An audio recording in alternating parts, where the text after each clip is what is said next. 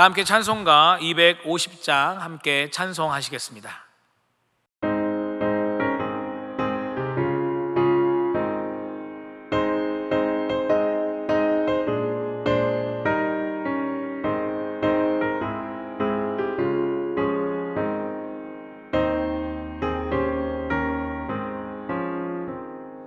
구주의 십자가 보혈로 죄 씻은 받기를 원하네.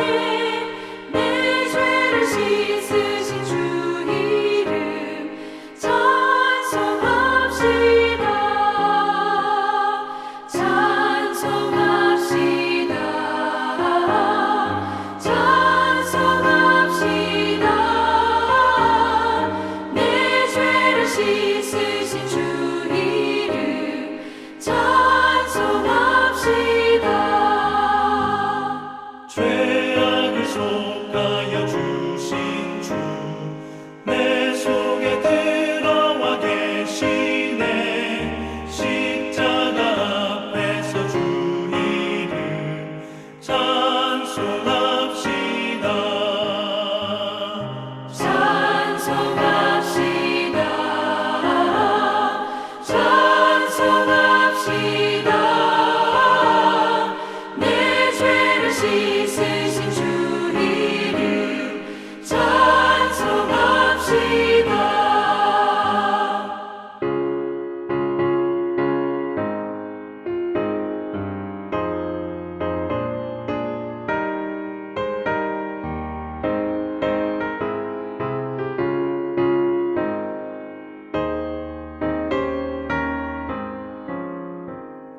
주 앞에 흐르는 생명수 날 씻어 정하게 하시네.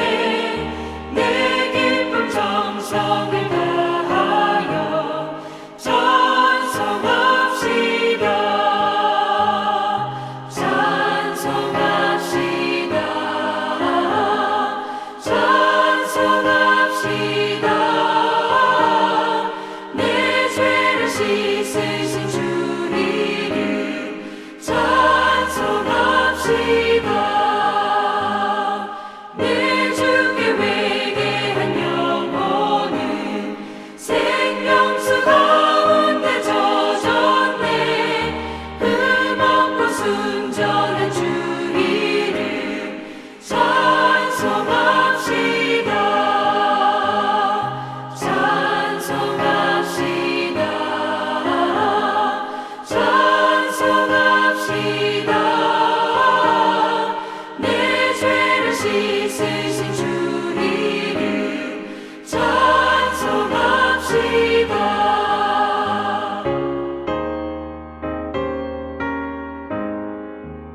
오늘 하나님께서 우리에게 주신 말씀은 마태복음 22장 1절에서 46절 말씀입니다.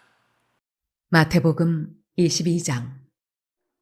예수께서 다시 비유로 대답하여 이르시되 천국은 마치 자기 아들을 위하여 혼인잔치를 베푼 어떤 임금과 같으니 그 종들을 보내어 그 청한 사람들을 혼인잔치에 오라 하였더니 오기를 싫어하거늘 다시 다른 종들을 보내며 이르되 청한 사람들에게 이르기를 내가 오찬을 준비하되 나의 소와 살진 짐승을 잡고 모든 것을 갖추었으니 혼인잔치에 오소서 하라 하였더니 그들이 돌아보지도 않고 한 사람은 자기 밭으로 한 사람은 자기 사업하러 가고 그 남은 자들은 종들을 잡아 모욕하고 죽이니 임금이 노하여 군대를 보내어 그 살인한 자들을 진멸하고 그 동네를 불사르고 이에 종들에게 이르되 혼인잔치는 준비되었으나 청한 사람들은 합당하지 아니하니 네 거리 길에 가서 사람을 만나는 대로 혼인잔치에 청하여 오라 한대.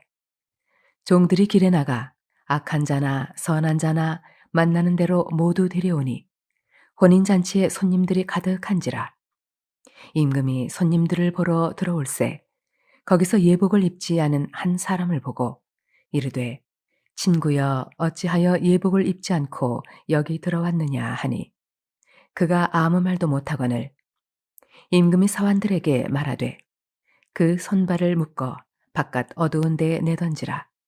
거기서 슬피 울며 이를 갈게 되리라 하니라. 정함을 받은 자는 많되 택함을 입은 자는 적으니라. 이에 바리새인들이 가서 어떻게 하면 예수를 말의 올무에 걸리게 할까 상의하고 자기 제자들을 헤롯 당원들과 함께 예수께 보내어 말하되, 선생님이여, 우리가 아노니 당신은 참되시고 진리로 하나님의 도를 가르치시며 아무도 꺼리는 일이 없으시니 이는 사람을 외모로 보지 아니하심이니이다.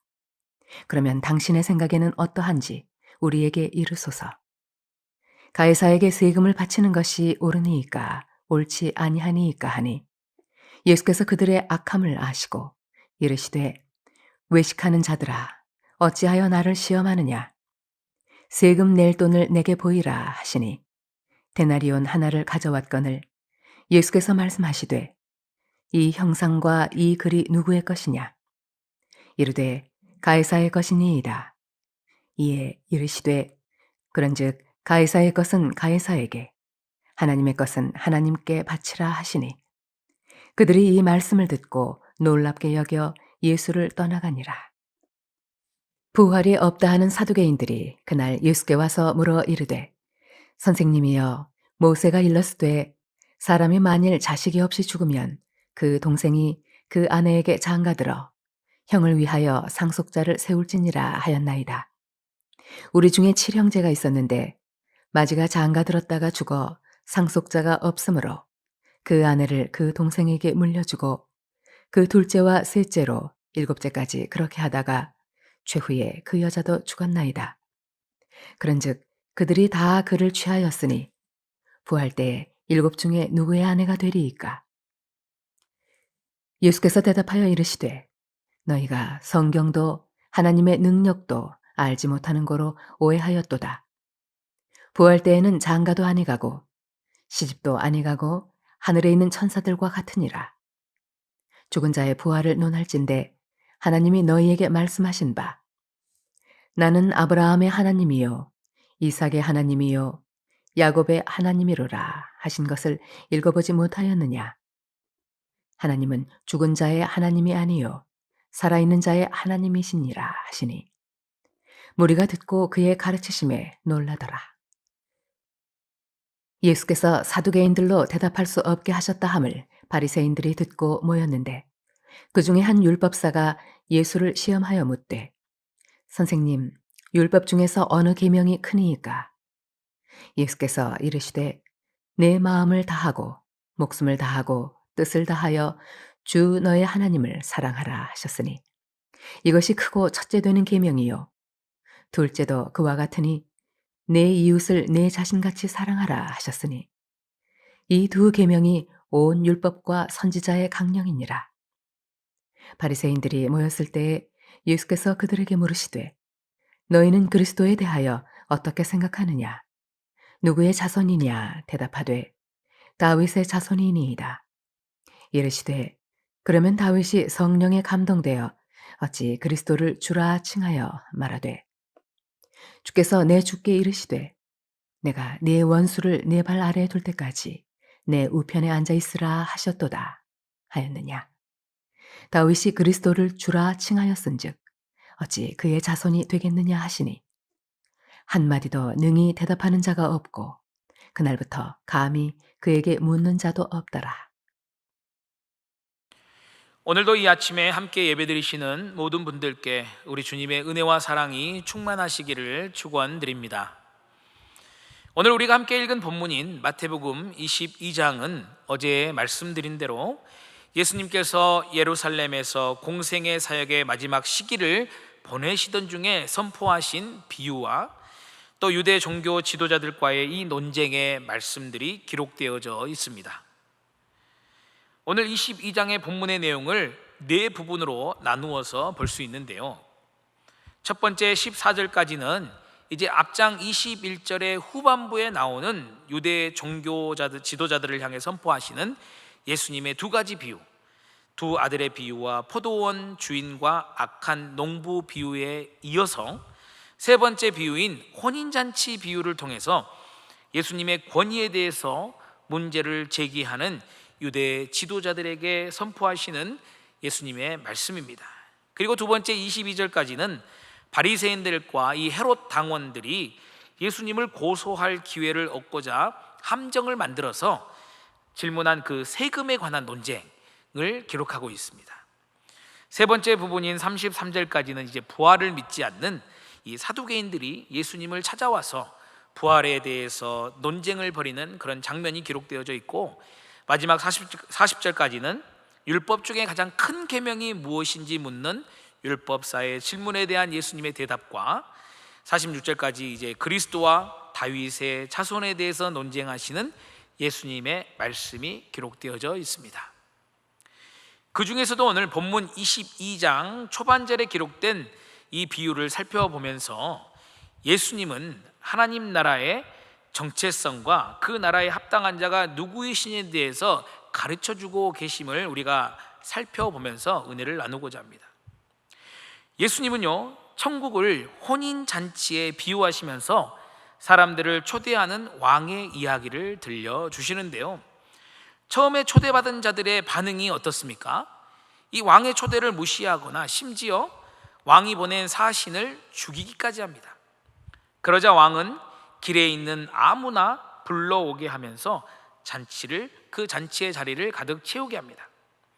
그러나 그 안에서도 예복을 입지 않은 한 사람이 발견되어서 쫓겨나는 것을 보게 됩니다.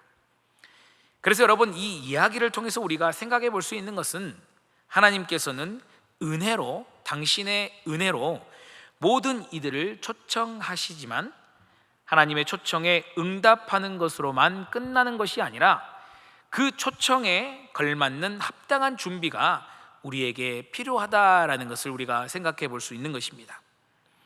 그 초청에 걸맞은 준비가 되지 않은 사람은 혼인잔치에 초대되어서 갔다고 하더라도 그 잔치에 참여하지 못하고 쫓겨나게 될 수도 있다는 사실을 성경은 우리에게 보여주고 있는 것입니다. 그래서 오늘 이 본문 말씀을 통해서 우리가 단순히 초청받은 자가 아닌 진정으로 잔치에 참여하기 위한 합당한 자가 되기 위해서 어떤 삶을 우리가 살아가야 할지에 대해서 함께 묵상해 보기를 원합니다. 본문의 혼인잔치가 함의하고 있는 내용을 살펴보게 되면 예수님은 천국을 임금이 자기 아들을 위해서 베푼 혼인잔치에 비유하고 있습니다.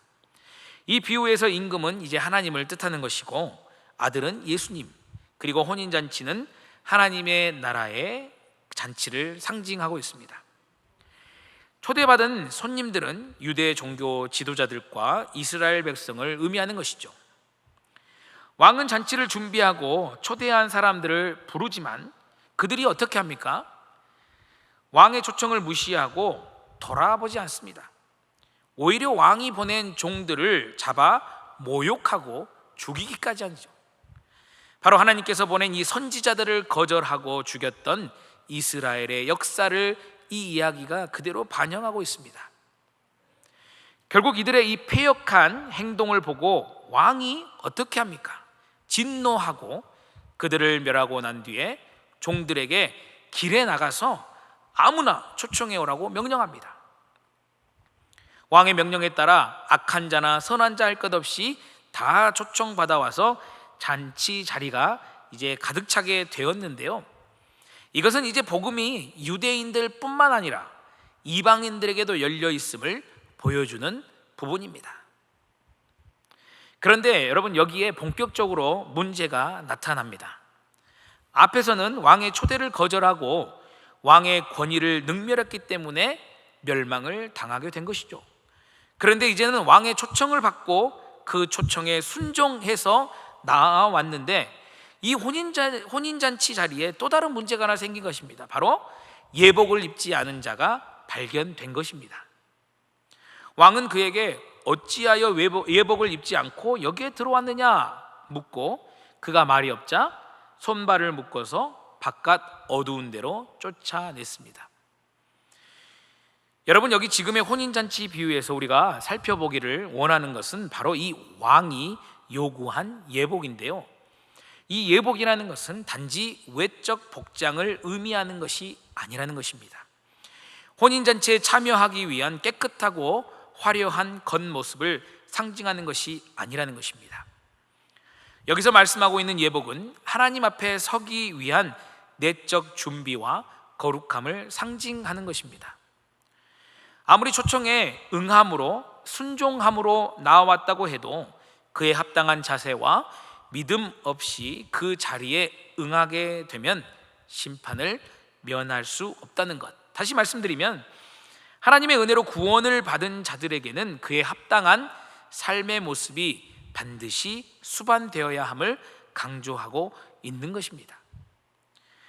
청함을 받은 자는 많되 택함을 입은 자는 적으니라의 이 14절의 말씀은 구원받은 자로서 마땅히 그에 걸맞은 삶을 살아야 한다는 경고의 말씀인 것이죠. 주여 주여 하는 자마다 다 천국에 들어가는 것이 아니라 오직 아버지의 뜻대로 행하는 자라야 들어간다라고 선포하신 주님의 말씀과 같은 의미인 것입니다.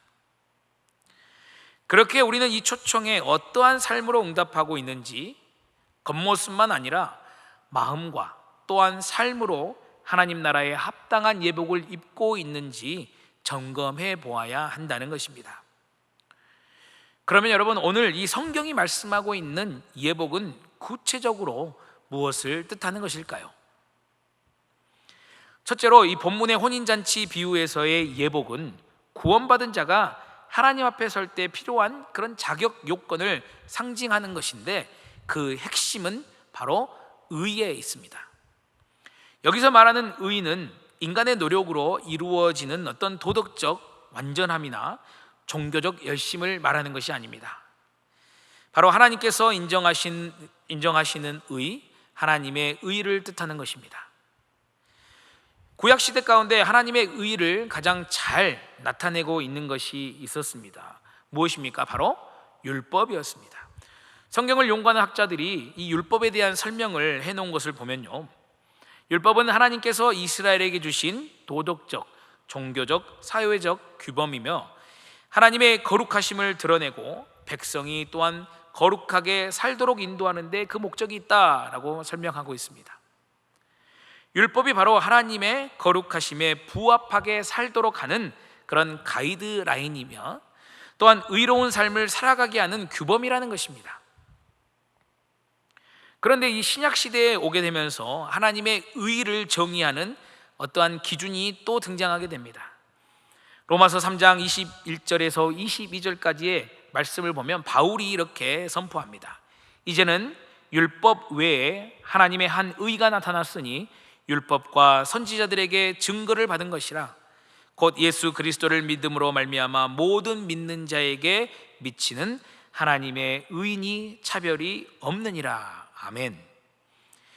이제 하나님의 의는 율법을 완벽히 지키는 행위로 얻어지는 것이 아니라 예수 그리스도를 믿는 믿음을 통해서 주어진다는 말씀입니다. 그래서 마태복음 22장의 이 예복은 바로 믿음으로 말미암아 주어지는 하나님의 의를 상징하며 그것이 없이는 하나님 나라에 들어갈 수 없음을 보여주고 있는 것입니다. 예수님은 우리의 죄를 짊어지셨고 또 우리는 그분을 믿음으로 말미암아 의의 예복을 입게 되는 것입니다. 우리는 예수님의 의를 덧입음으로 말미암아 하나님 앞에 설 수 있게 된 것이죠. 그래서 예복은 단순한 상징이 아니라 구원받은 자가 반드시 가져야 할 신분의 증표이자 영적 실체라는 것입니다. 이런 맥락에서 예복을 입지 않은 자는 어떤 사람이겠습니까? 초청은 받았지만 그 초청에 올바른 방식으로 응답하지 않은 자입니다. 외적으로는 종교적 행위나 신앙의 외적인 모습을 갖추었을 수는 있습니다. 그러나 내적으로는 그리스도를 온전히 믿지 않았기에 하나님께서 주시는 의의 예복을 입지 못한 사람들을 뜻하는 것입니다.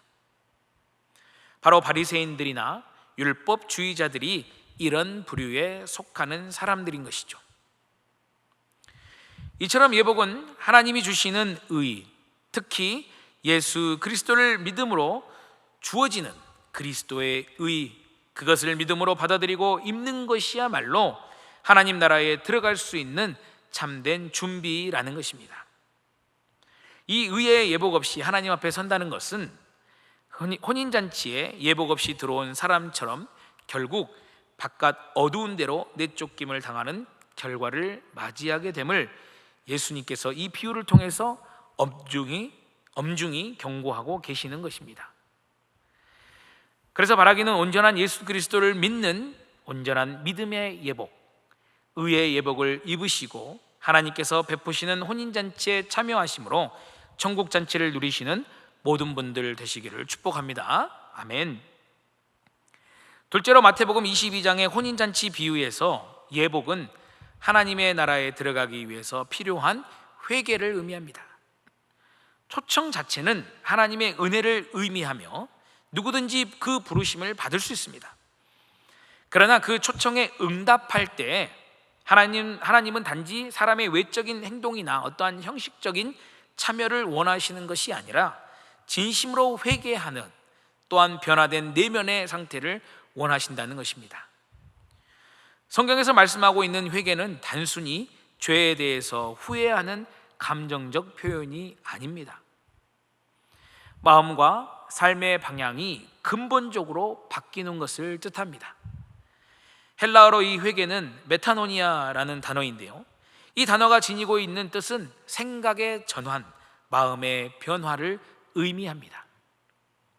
진정한 회개는 단지 과거의 잘못을 인정하는 데 그치는 것이 아니라 애통하는 마음으로 하나님 앞에 서서 자신의 죄를 낱낱이 고하는 것이며 새롭게 하시는 하나님의 능력을 기대하면서 이 삶 전체를 하나님께로 돌이키는 그런 역동적인 삶의 전환을 의미하는 것입니다. 그러므로 여러분, 예복을 입는다는 것은 하나님 앞에 설 준비를 하는 것이며 죄와 세상의 삶을 벗어버리고 새로운 존재로 거듭난 삶을 살아가는 것을 의미한다는 것이죠. 요한복음 3장을 보시면 거듭남에 대한 대화가 등장합니다. 예수님과 율법학자 니고데모의 대화인데요, 예수님은 니고데모에게 사람이 거듭나지 아니하면 하나님 나라를 볼 수 없다라고 말씀하십니다. 이는 단순히 종교적으로만 열심히 살아서는 안 된다는 것을 말씀하시는 것이죠. 예수 그리스도를 믿는 믿음으로 말미암아 성령의 충만함을 받고 이를 통해 새로운 피조물이 되어 살아가야 한다는 것을 말씀하고 있는 것입니다. 이전 것은 지나갔으니 보라 새 것이 되었다라는 그런 말씀처럼 지난 삶의 모든 모습, 죄악된 모습은 다 청산하고 오직 그리스도를 믿는 믿음으로 살아가야 함을 말씀하고 있는 것입니다. 그런데 여러분, 죄악된 모습이라고 해서 악한 삶을 살았다는 것을 의미하는 것은 아닙니다. 내가 나의 주인 되어 살았던 삶의 모든 그런 모습을 청산하는 것을 의미하는 것이죠. 그동안 내 자리인 줄 알고 앉아있던 하나님의 자리를 다시금 하나님께 돌려드리는 것을 의미하는 것입니다. 그래서 여러분, 예복을 입는다는 것은 단순한 행동의 변화가 일어나는 어떤 도덕적인 개혁을 뜻하는 것이 아니라 하나님의 영에 의해서 우리의 모든 삶의 우선순위가 바뀌고 영적인 질서를 따라가는 변화된 존재라는 사실을 상징한다는 것입니다. 그리스도를 믿는 믿음의 옷을 입음으로 말미암아 그에 걸맞는 삶의 모습으로 살아간다는 것이죠. 성령의 충만함을 받고 믿음으로 살아가는 그런 삶을 의미하는 것입니다. 세례 요한이 마태복음 3장에서 이렇게 외쳤습니다. 회개에 합당한 열매를 맺으라. 아멘. 하나님은 단지 말이나 외적 신앙 고백에 만족하지 않는 분이시기 때문입니다. 우리의 믿음의 고백이 삶에서 어떻게 열매로 맺어져 나가는지를 보시는 분이시기에 회개는 행동으로 나타나야 되고 또 진정으로 변화된 삶의 모습이 있어야 한다는 것입니다. 이것이 바로 하나님이 기뻐하시는 우리가 입는 삶의 예복이며 그것 없이는 구원의 잔치에 머무를 수 없게 되는 것입니다.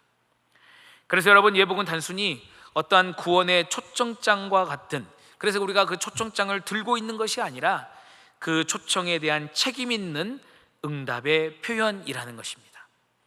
하나님의 은혜에 대해서 진정한 응답은 바로 회개와 믿음을 넘어서서 예수님의 의를 입고 그의 가르침에 따라 살아가는 삶으로 이어지는 것이죠.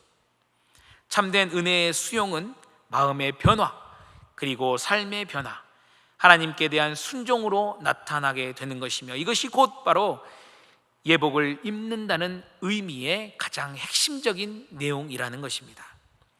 그래서 여러분, 바라기는요, 하나님의 은혜로 말미암아 혼인잔치에 초청을 받은 우리 모두가 하나님 나라에 들어가기에 합당한 예복을 준비하는 그런 삶을 살아갈 수 있기를 원합니다. 우리의 힘과 우리의 능력으로 예복을 준비하는 것이 아니라 믿음으로 주어지는 이 예복이라는 것을 기억하심으로 믿음의 삶을 살아가고, 또한 우리를 택하여 주신 주님의 은혜에 감사함으로 이전의 모든 죄악된 삶을 버리고 새롭게 거듭난 삶을 살아가며 하나님 보시기에 합당한 예복을 입고 살아가시는 모든 분들 되시기를 예수님의 이름으로 축복합니다. 기도하시겠습니다. 사랑과 은혜가 충만하신 하나님 아버지, 감사를 드립니다. 모든 자를 구원하여 주시는 우리 주님의 은혜에 감사를 드립니다. 구원의 문을 활짝 열어주신 주님께 감사를 드리며 믿음으로 의롭다 하시는 주님의 은혜에 감격함으로 말미암아 온전한 믿음과 회개를 통한 거듭난 삶을 살아가면서 주님을 기쁘시게 하는 거룩한 예복을 입고 살아가는 삶을 살도록 주님 축복하여 주시옵소서. 감사를 드리며 예수님 이름으로 기도를 드립니다. 아멘. 이 시간 함께 기도하실 때 주신 말씀을 위해서 기도하시고, 또 우리 교회가 날마다 예수님만 드러내는 믿음의 공동체가 되도록 함께 기도해 주시기를 기도하시고, 또한 세우신 우리 위임 목사님과 성령의 충만함으로 함께 해주시기를, 그리고 임동 2030 비전을 위해서 기도해 주시고 청년부 후임 목사님의 청빙, 또 우리 각자가 가지고 나온 기도의 제목들 우리 하나님께서 이루어 주시기를 함께 간구하며 나아가겠습니다. 주님의 이름 한번 외치고 기도합시다. 주여!